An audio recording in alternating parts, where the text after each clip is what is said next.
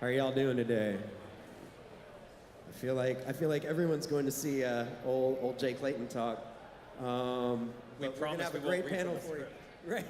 But we have a great panel for you this afternoon. It's a pleasure to be here back at 3686, and thank you to the folks at Launch Tennessee for having me back. We have a wonderful panel. Today we're going to talk about bootstrapping or raising venture capital. And to help me out with that conversation, we have Wang from the Dorm Room VC Fund and David Cummings from Atlanta Ventures. So, and there we are. Wow, look at that, on stage and everything. So I'd like to kick it off with just a little bit of a conversation about what y'all do. And if you could tell the folks in the audience exactly what y'all's funds are investing in and maybe a little bit about how you got into the venture business, I'd be obliged, and then we'll take it away. Before we get started, though, one note of housekeeping. If y'all want to ask any questions of the panel but don't feel like walking down to the stage for the Q&A, you can tweet your questions to me at @Shieber. That's my Twitter handle. And it also boosts my follower count, so I'd appreciate that too. So if y'all want to ask any questions, just tweet at me at @Shieber, and I will incorporate them into our conversation a little bit later. But if y'all wouldn't mind, take it away, Ray. All right, thanks so much, John, for that tee up. Hi, everyone. My name is Ray, and I wear two hats in investment capacity. One is that I'm on the investment team at First Round Capital, which is an early seed stage venture fund that invests nationally. And then I'm also the director of Dorm Room Fund, which is a pre-seed fund focused on investing in university students. So we focus on investing in students that are still in school, both in college, undergrad, all the way up to PhD students, supporting them as they're working on their startups. Usually we're the very first check in, and we help them grow their companies, and then raise additional follow-on capital if that's something that they're interested in. So we've now invested in over 250 companies all across the country, a good number in the Southeast, and I'm excited to support more entrepreneurs in the Southeast too. How large are the checks that y'all write? We have one standard check size for Dorm Room Fund, which is $20,000, right? So it really is the first money in. Usually when we're investing, these students haven't raised any money or maybe won like one or two prize competitions within the university. David, what about you? Great, my name is David Cummings. 10 years ago, I founded a software company called Pardot. Anybody in the audience a Salesforce.com customer? Anybody a Pardot customer in the audience? All right. And so my co-founder, Adam Blitzer, and I, we started it 10 years ago, and we had this amazing journey. We bootstrapped the business, we didn't raise any venture capital, and we sold it for $100 million 5 years after starting the company. And so for the past 5 years, I've been focused on helping entrepreneurs, building community in Atlanta, and writing seed stage checks into B2B SaaS startups. Has anyone in the room used the product Calendly for your calendar scheduling? A few hands up. So Calendly started at the Atlanta Tech Village. We were the first investor in the business, and today Calendly has scheduled over 50 million events between two people. So we're super excited to support entrepreneurs and to talk about some ideas around bootstrapping and venture capital. Fantastic. Thank y'all so much. So the way that the panel was framed was around this notion of sort of bootstrap or venture.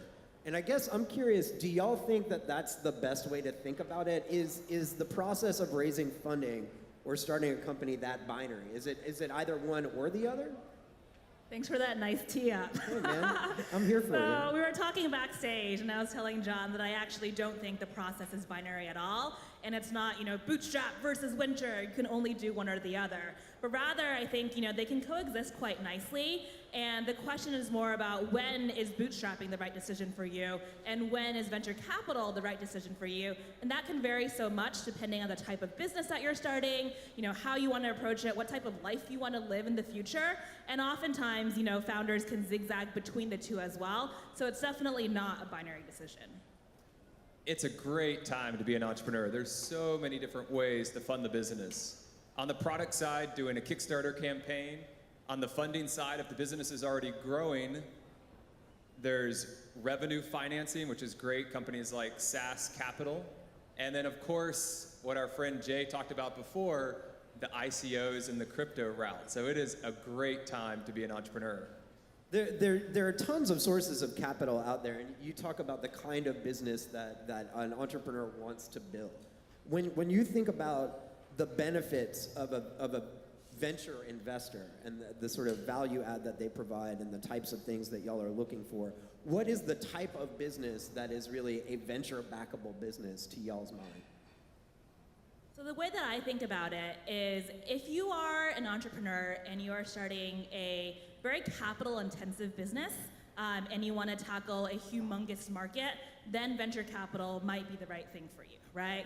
And the other thing that I like to think about is if you are a brand new sort of first time entrepreneur and you haven't done this before and you don't already have a built-in network of mentors and advisors who can support you along this journey, then venture capital also might be a good decision for you because then you can, essentially bring on really sort of strategic partners to help you along the way.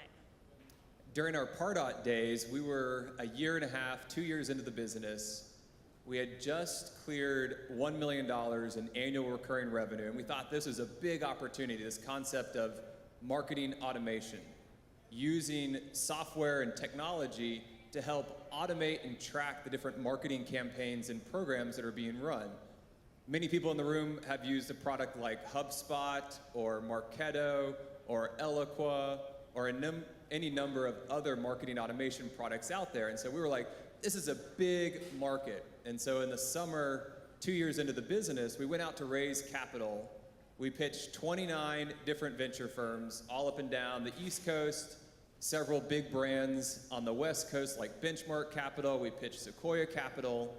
And from a market point of view, it was a horrible time to raise money. The Great Recession was in full effect. The multiples for the software as a service companies, the publicly traded ones, were very depressed. And so as part of this fundraising process, we got down to 2 VCs that were interested in investing. They offered potential terms, no term sheets, but potential terms. And so I took the potential terms that we were discussing verbally, and I plugged them into a Google Sheet. I did some spreadsheet jockeying, I looked at different scenarios, I looked at different outcomes, and I felt like based on the terms that they were offering, at the valuation they were offering at the time, the business would have to be at least 5 times more valuable at time of exit for the founders, Adam and myself, the 2 co-founders, for us founders to make an equal financial return. And so we did the math, we looked at potential outcomes, and we looked at that question, do we believe if we raise venture capital for our business, the outcome of the company will be at least 5 times bigger than if we don't raise venture capital? And so we decided to not raise venture capital, and it was one of the best decisions we ever made.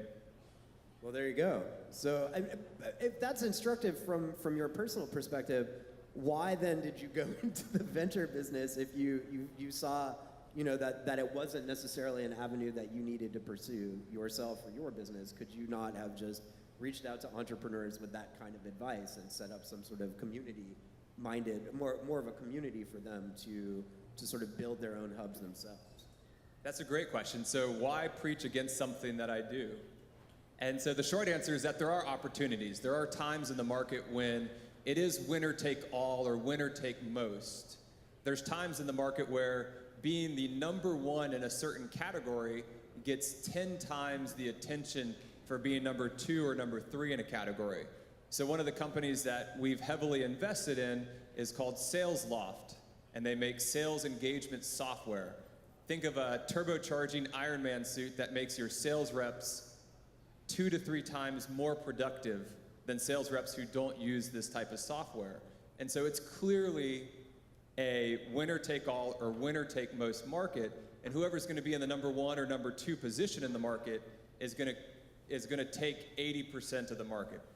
And so winner-take-all, winner-take-most markets are ones where raising venture capital and pursuing a much more aggressive growth strategy will actually pay off in the end. Ray, have you ever given anyone the advice not to take venture capital? Like when entrepreneurs are pitching you about their business, what sorts of things do you say? Well, look, I appreciate what you're doing, but this isn't a venture business, it's something else. Like, how does that conversation go? And what are the sort of profiles of these companies that that might not necessarily be right for venture investment? Sure. I have definitely given that advice. Well, I will caveat and I say I always tell student entrepreneurs to take dorm room fund money because it's literally the most founder-friendly terms that a student can receive, right? We invest $20K on a safe, no cap, no discount. So almost like a grant in a lot what ways. Do y'all all understand what that means? It's a great time to be an entrepreneur. Yeah. Go start a company if you're still in school and come talk to me. But I have advised entrepreneurs who have take dorm room fund investment to not take additional investment. And it really depends on, I think, having a conversation with the entrepreneur and figuring out what their goals are and also how close to profitability they are, right? So one example of a company is a direct-to-consumer company called Dagny Dover. They make handbags that compete with the likes of Kate Spade or Coach purses, and they're doing really well. And a few years after they launched, they were already profitable. So at that point, they could either decide to take venture capital and try to own the entire, luxury handbag market. But like David said, that market isn't winner takes all, right? Most people have multiple handbags that they purchase. There's lots of brands in there. So for them, it actually made more sense to take an alternative structure and work on building a sustainable, healthy business that they could continue growing year over year, but at a sort of healthy pace rather than a rapidly aggressive venture pace. And so to put that in context with a safe note, with no cap, when we were raising money for Pardot, we were getting term sheets at the time, again, this was 6-7 years ago, where our pre-money valuation was 2 times our run rate, right? So we were at $1 million of recurring revenue, growing tremendously fast, and we were being offered term sheets at a $2 million pre-money valuation, right? So it's come a long ways in a short period of time. Now, you talked about the fluidity of either taking venture money or not taking. It's not so binary, it's not a zero-sum proposition. Talk about some of the instances where companies or at instances where companies can in fact either buy out their venture investors and what that process may look like further down the road, so that people can think about things as potentially in less of a binary construct. Generally, you can never, ever, ever buy out your venture investors, ever, unless things are going really bad and they just want to get out anyways, but they still have a fiduciary responsibility to their LPs.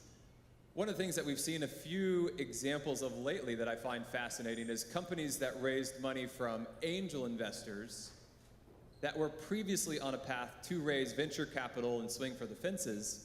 Their companies have actually performed better than expected or performed really well such that they're making lots of profits, and then they go back to their angels and they buy them out. And so 2 examples that have been in the news recently. One is Buffer app. Does anybody use Buffer for social media? So Buffer just put out a blog post about buying out their angels. And then Vidyard. Does anybody use Vidyard? And so this idea of being able to raise some money, have the business perform better than expected, be generating lots of profits, and then going back to your angel investors and saying, hey, we'd actually like to buy you out so that we can continue on a course that doesn't put a timeline on the business. We want to continue on a course where we can do as we please and grow the business in a way that we want to grow without this artificial expectations of growing super fast and selling for lots of money or going public. So I think it's a great time to be an entrepreneur. Basically, what you're saying is it's a great time to be an entrepreneur. So let's talk about some of the other fundraising approaches that companies can take these days.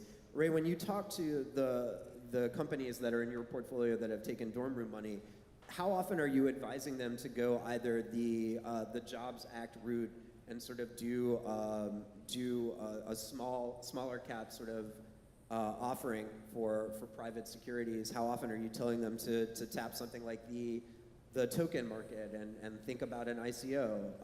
Or alternatively, just like go out and do an Indiegogo or a Kickstarter campaign to try and gin the business up? So the first thing that I tell all the entrepreneurs that I work with is try to take in as many non-dilutive sources of funding as possible, right? So one of the benefits of being in school is that you have access to so many different types of grants and prize money at your disposal. Almost every single university has some type of competition where they're giving away prizes. You know, governments are starting to do it too. Launch Tennessee held one this week in conjunction with the festival.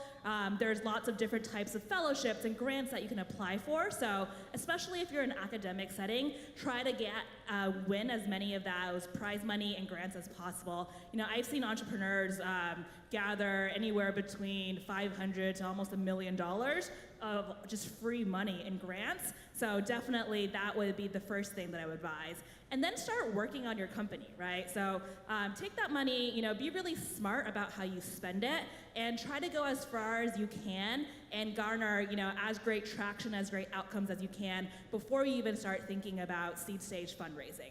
A lot of people tend to think that, like, oh, you know, once I get started, if I'm going to be a successful founder, I need to start raising right away or within 6 months, or else, you know, visually that's not going to look good and people are going to take that as bad signal. But that's actually not true. I have a lot of respect for founders who are able to take a little bit of amount of money and go a very long way and make a lot of progress in their roadmap. And then after that, you can decide, is raising venture money the right time for me now? And so one of the best places to go is apply for an SBIR grant. Have you heard of an SBIR grant? So one of the entrepreneurs I know has a startup called activelylearn.com. It's ed tech software for reading comprehension for middle schoolers, doing very well. Over 100 different school districts use the software now, and over $1 million of the funding for this ed tech for-profit software startup came from SBIR grants. And so again, SBIR grants have no equity component. It's basically getting other people's tax dollars to pay for your startup, and it's non-dilutive. Go do it. One of the things that I'm gathering from this conversation is that a lot of the decision to take money or not take money revolves around the set of expectations that investors have for a company. And I think, like, in some cases it can be a cautionary tale to understand when that breaks down. So there are a number of examples of very successful sort of direct-to-consumer brands recently that started up with and just bootstrapped their way to exits. Tuft & Needle just sold for $150 million. The watch company MVMT is another one that was mentioned in this article, the Recode article, which is quite excellent about bootstrapping. But I bring this up to talk about sort of a negative example, which is Honest Company, right? Which had raised a lot of money and gotten a ton of validation from really good investors, but then their valuation was so high that when they went to exit, they couldn't get to the acquisition price that they wanted and that their potential acquirer was willing to pay. And they wound up, the acquirer then went with another company. So I guess what I'm trying to say is that when you think about expectations, it's good to think about sort of your own, about how you want to grow the business, and realize that when investors come in, they're coming in with this other set of expectations. And venture is sort of a 1 in 10 business, right? Where there are 9 failures and 1 success. So you always want to be careful about bringing people onto the cap table who will have some sort of other motivation than just the growth of the company. I'm just raising that as a cautionary tale. But one thing that, just getting back to the idea of alternatives like crowdfunding and token offerings, which y'all kind of dodged, so I want to get back to it. Do you think that the ICO route is a good route for businesses to take at this point, or is there too much uncertainty around it? The ICO route is a good route to go if you can stay out of jail. I do think there's a lot of unsavory characters in the world, and so I do think there's going to be a lot of challenges that are going to emerge that we haven't discovered yet. But from a crowdfunding point of view, there's other ways to crowdfund beyond the ICO. So the Jobs Act, of course, is talked about, but there are ways to raise money through a crowdfunding manner that is equity. One of the startups in Atlanta that just went through that process is called Ground Floor Finance. So if you do a Google search for Ground Floor Finance, they just raised several $1 million through crowdfunding of equity. And so there's ways to do that. And then, of course, Kickstarter programs and others. I think one of the things that we should do as a community, as a Southeastern community, is put some of our bootstrappers up on a pedestal and talk about some of the success stories that we already have in the region. And so one of the most prominent ones is a company called MailChimp. Who here is a MailChimp customer in the audience? Right, more hands than all the other questions combined. MailChimp is going to do somewhere in the 600 to 700 million in revenue this year with greater than 50% EBITDA margins, right? Who would like to have a business that makes hundreds of millions of dollars a year of profit and you're bootstrapped? You have no investors, you have no outside capital, you have no artificial timelines on the business. It's pretty amazing. Another Southeastern success story that we should talk about more is Spanx. Who here knows the Sarah Blakely story, right? This idea that we have these amazing companies doing amazing things and they haven't raised any money and they don't get enough attention. So I think we should talk about our winners more often as well. Right.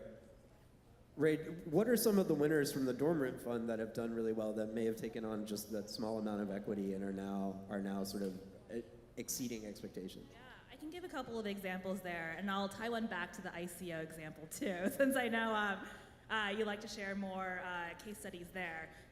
So I think going back to ICOs, like yes, only do it if you don't want to go to jail, but also only do it if you actually really understand, sort of how the system works, and if it can benefit your business in creating network effects for you, right? So out of Dorm Room Fund's 250 investments, we've only ever had one company do an ICO, and we participated, and I think it made a lot of sense for them.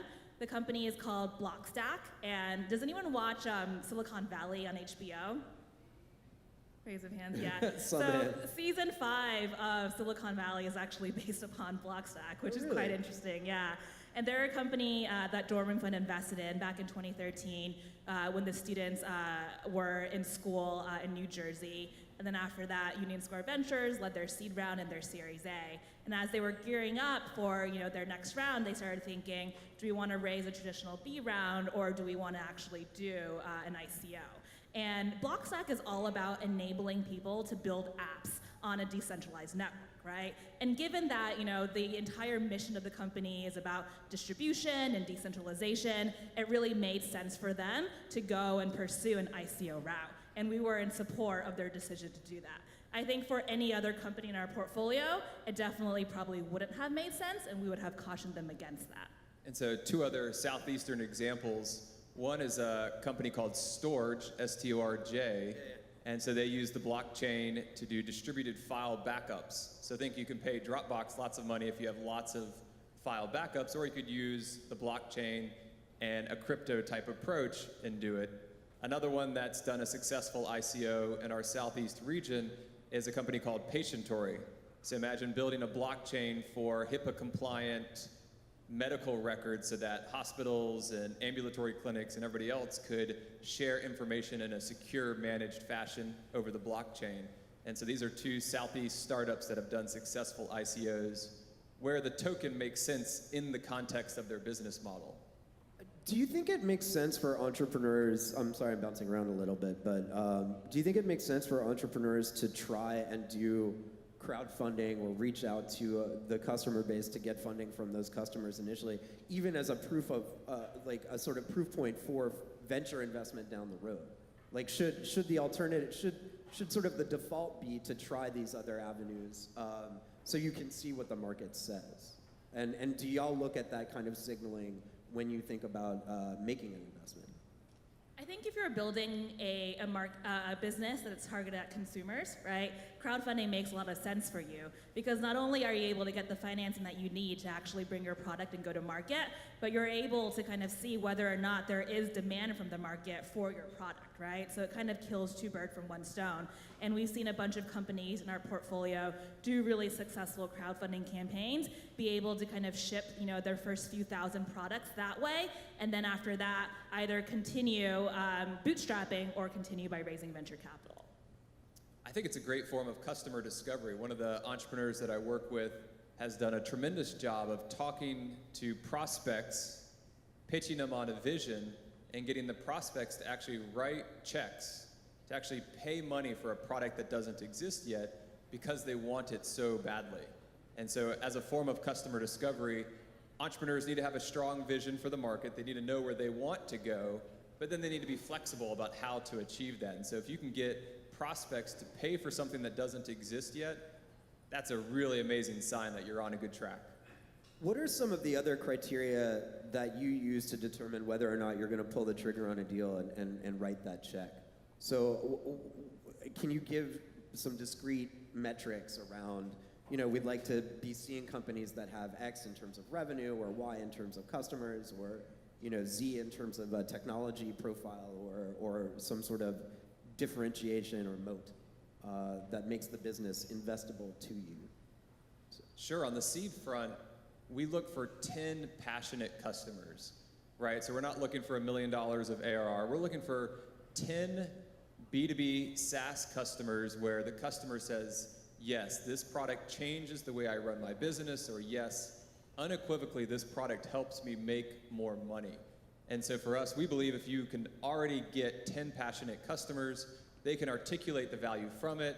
The customer use cases are pretty similar, so it's not 10 different use cases, but it's 10 customers doing the same thing and getting tremendous value from it. We think there's a kernel there that's going to grow into something pretty special. And so 10 passionate customers is one of the first things we look for. For the pre-seed front, it's very different because most of the companies that we invest in are pre-revenue, sometimes even pre-product, right? So what we're really looking for there is a unique insight from the founders. So what is one thing that this founding team knows that no one else in their market knows, right? What's really going to allow them to build something differentiated, and what's ultimately going to be the one thing that makes them defensible in the long term? One of the questions that came from the audience, and I am reading the tweets, by the way, so don't think that I'm not. One of the questions that came from the audience was about sort of the success of the Atlanta Tech Village, and what about that can be reiterated across different markets. And when you think about what y'all have done in Atlanta, what are some of the things that you see other communities steps that other communities could take to sort of build out their own tech or startup ecosystem? And Ray, after you can talk to sort of what different universities may be doing and what sort of lessons people can take from that as well. But David, if you want to start. So the great state of Georgia, does anybody know what the #1 tourist destination in the whole state is? The most people per year? Good old-fashioned Lenox Mall in Buckhead. So who's been to Lenox Mall in Buckhead? All right, so right next to Lenox Mall, across 400, there's a 100,000 square foot building called the Atlanta Tech Village. Right? So if we're going to do the largest tech entrepreneurship center in the Southeast, we need to do it next to the largest tourist destination in Georgia. And so we have over 300 startups in the building, over 1,000 people in the building, and some success stories like Calendly and SalesLoft and Yik Yak. Did anybody use Yik Yak back in the day a few years ago? So Yik Yak was invented in the Atlanta Tech Village. And so creating a community that's part building, right? So it's office space and co-working, but the most important part from the community building side is helping ensure the entrepreneurs increase their chance of success by paying it forward, by bringing them together to build groups and rapport, and then by bringing in the community from a mentor's and advisor's perspective. So this concept that it takes a village to raise a child, it takes a village to raise a successful startup. I agree with that wholeheartedly, and I think it's amazing what you've done to really transform Atlanta. One thing that I've noticed that really kind of boosts a university ecosystem and the cities that those universities are active in is collaboration amongst universities, right? So oftentimes universities are competitive with each other, and they are competitive at football games, but also competitive in terms of who gets access to what types of resources. And I've seen cities where there are many universities who have come together to create collaborative programs really be the ones that rise in terms of creating the next entrepreneurial hub. So one example of that is Chicago, I think, is really doing some interesting things now. And UIUC, which is University of Illinois Urbana-Champaign, has this new program with Chicago Booth, where they're pairing the students from their engineering school with the MBAs from Chicago Booth and really encouraging them to start companies together, right? So that way there's both business talent as well as technical talent on the team. And I think I've seen Georgia Tech and Emory create similar pairings too and encourage students and actually have shuttles running back and forth between the schools to really foster that sense of collaboration. And when you have universities doing that, then Chicago as a city rises, Atlanta as a city rises, and you have more entrepreneurs wanting to not only start companies there, but actually stay there, which is really important so that all of these entrepreneurs don't just graduate and then move to either the Bay Area or New York, but really want to continue building their startups in these cities. And that opportunity, it's interesting that you bring up University of Illinois, because that opportunity really doesn't have to be confined to private universities, which had taken the lead and sort of been very innovative around this stuff. But land-grant colleges are an amazing, amazing hub in and of themselves, where you've got a built-in group of potential customers, you've got, you know, a lot of great talent that you can pull from, and they become, you're seeing this in the more successful places, they are becoming like sort of community hubs for a growing entrepreneurial or startup ecosystem. We have 15 minutes that have been set aside for Q&A, so if anyone wants to actually stand up and come to the front and pose a question to my illustrious panelists, I would be happy to make that happen. There are 2 mics on either side of the stage, otherwise we can just palaver a little bit more. Any takers? Any bold takers? All right, well, I have some questions for y'all. Y'all are stuck with us for a little bit longer. When you, one question actually came from the audience, so it's not mine. The hit rate for venture, I put at 1 in 10. It can be a little bit, that number is not a hard and fast rule, but typically there's one exit that makes a fund. Are there things that venture investors need to be doing to improve that hit rate? Or is that just, it is just the way it is and it's sort of a numbers game? I think the 1 in 10 is a myth. The vast majority of venture investors are looking for a 3x return, and they're looking for safe investments to make. So the ones that are the 1 in 10s are the ones that get all the attention, right? Sequoia and Benchmark and First Round and Union Square Ventures. The vast, vast majority of VCs out there are not playing the 1 in 10 game. The vast majority of VCs out there are playing the, let me invest in the startup at half of the valuation multiple that it'll get at time of exit, and let's invest at a period of time when the company will grow 2 or 3x in size. So if the size of the company doubles and you've invested at half the valuation that it's going to sell at from a multiples point of view, you make 4 times your money. So the vast majority of VCs don't play the 1 in 10 game. It's a myth. So as someone who is playing the 1 in 10 game, and you know, I think the thing that I would recommend for anyone who wants to start a fund that is trying to play the 1 in 10 game too, is surround yourself with people who are smarter than you, and really try to distribute decision making as much as possible, right? So I think what sets both First Round and Dorm Room Fund apart from other funds is most funds either have, you know, a handful of GPs that are making all the decisions, whereas both Dorm Room Fund and First Round are really network-based, right? It's going to be impossible for 1 or 2 people to be smart and knowledgeable about all of the different aspects of venture. So what we do is, you know, we really work with a community of experts, a community of people who are much more knowledgeable about every single industry than we are, and who are boots on the ground and can kind of highlight the unique things that they're seeing in their local market. So Dorm Room Fund, for example, even though I'm the sole managing director, I work with students, 40 of them, across 19 different universities all across the country, and they're really deep in biotech, they're really deep in space tech, they're deep in medical devices, they're deep in enterprise and consumer, way more smart than I am in all of those subjects.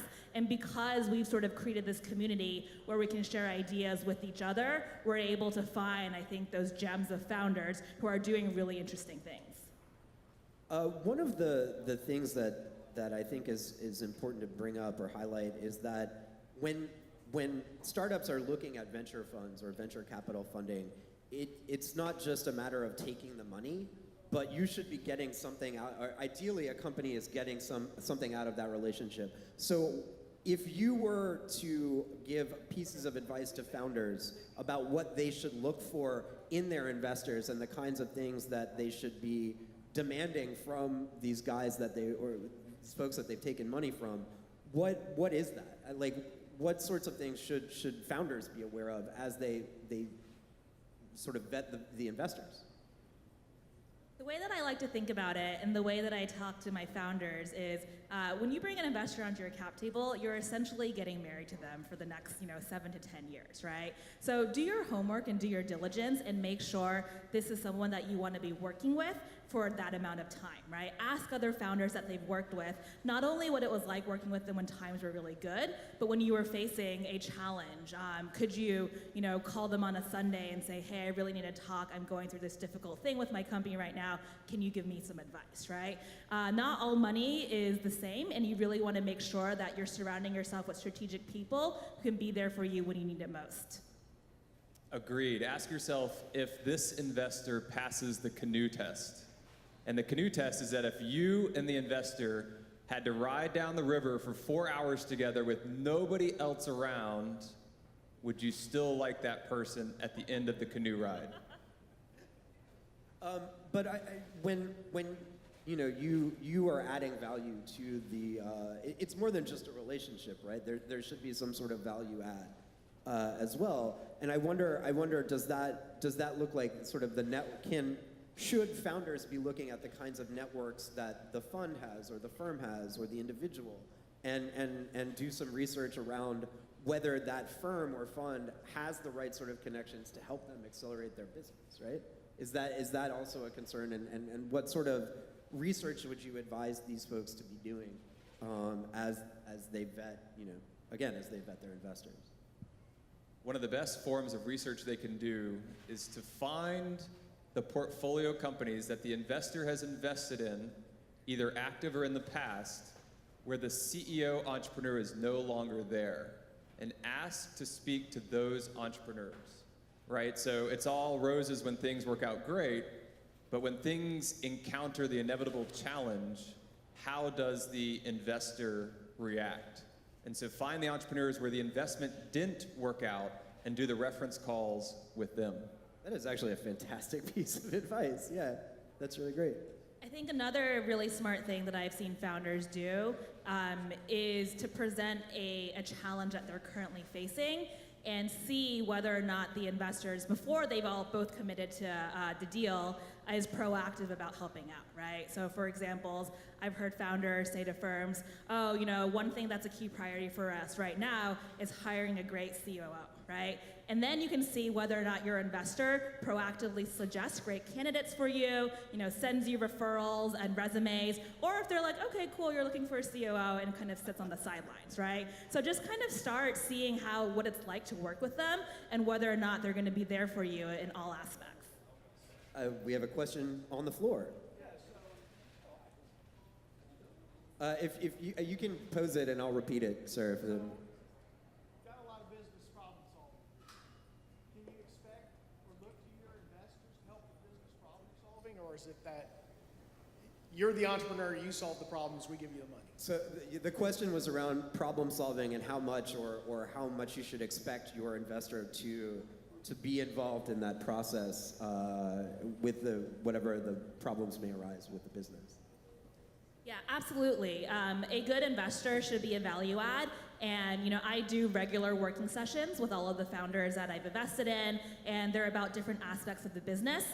Treat your investor like an advisor, right? So you're the one coming to the table and you're saying, hey, here's an outline of a roadmap that I've sketched out for the next 6 to 9 months. I'd love your feedback on it. Let's talk through it together for the next hour or so. Play to the strength of the investor, right? Some like the networking game and the connections and making intros. Some like rolling up their sleeves and being a spreadsheet jockey. Just play to the areas that they already have strengths in. And ideally, your investors will have a mix of those talents, right? So you want to pull from an investor base that either has the network connections or has the deep domain expertise that can really help you out in those situations. Sir, yes. Yeah, I was wondering if you could speak to networks. So we're based in a small, or in Tuscaloosa, college town. There's not a whole lot of investors in that community. We're passionate about staying in the Southeast. We've got our whole team there, but we don't have access to some of the, kind of funds and other things that you might see in Atlanta and some of those other areas. And we're at the angel stage, not to VC or anything. So obviously you're here in Nashville, and so the fact that you're out of Tuscaloosa right now, networking and talking, shows me that there's opportunities to get out and network in other cities as well. So the same way that you got to here, and that I'm sure you've had 10 good conversations today, I would keep at it. And don't forget that you can also network online, so you don't have to be physically present and fly to a place in order to meet investors, right? Earlier you asked the question how I got into venture, and I actually got my job in venture because I saw a tweet on Twitter. So don't be afraid to reach out to investors, to DM them. I'm really passionate about broadening access to investors and helping founders from underrepresented regions gain that access. So one tool that I actually built last summer is a tool called VC Wiz. You can check it out, it's vcwiz.co. It's completely free to use. On there, you can discover the most relevant investors for you based upon industry and stage, and then VC Wiz will actually help you facilitate outreach to those investors and funds. And if you haven't seen, First Round Capital has some of the best content in the industry. They have the first round review, which every entrepreneur should read. Thank you. Yeah, no, it's really great. And I mean, there are also, I think, if there aren't, if the city that you're in your state, doesn't necessarily have that kind of ecosystem, there typically is at least one city I've found in my travels around the country. There is typically one city that does have some sort of more of an investment presence for entrepreneurialism and startup tech investors. In Alabama, I think it's Birmingham, right? And they have like the UAB system has done a really good job of sort of mentoring and promoting entrepreneurs there. And there's that innovation depot down there that I think does some really great work as well. So it may not be Tuscaloosa, but there are opportunities in state, in most states, including even my home state of Louisiana, where you can find an entrepreneurial ecosystem to get stuff done. Any other questions from the floor? Anybody got anything else for us? Well, I think we're gonna wrap up about 4 minutes early then. There's a 10-minute break following this session, so y'all stretch your legs, do whatever you need to do, and be back here in about 15 minutes for the next event. Also, if y'all are in startups or have a startup, you can always pitch me, and I can write about your business. So it's my last name at TechCrunch.com. That's Shieber at TechCrunch.com. I'm happy to be a resource in whatever way I can for y'all, and I'm sure these fine folks are too. So thank you very much for paying attention and listening. We had a great time on stage. I hope y'all enjoyed it.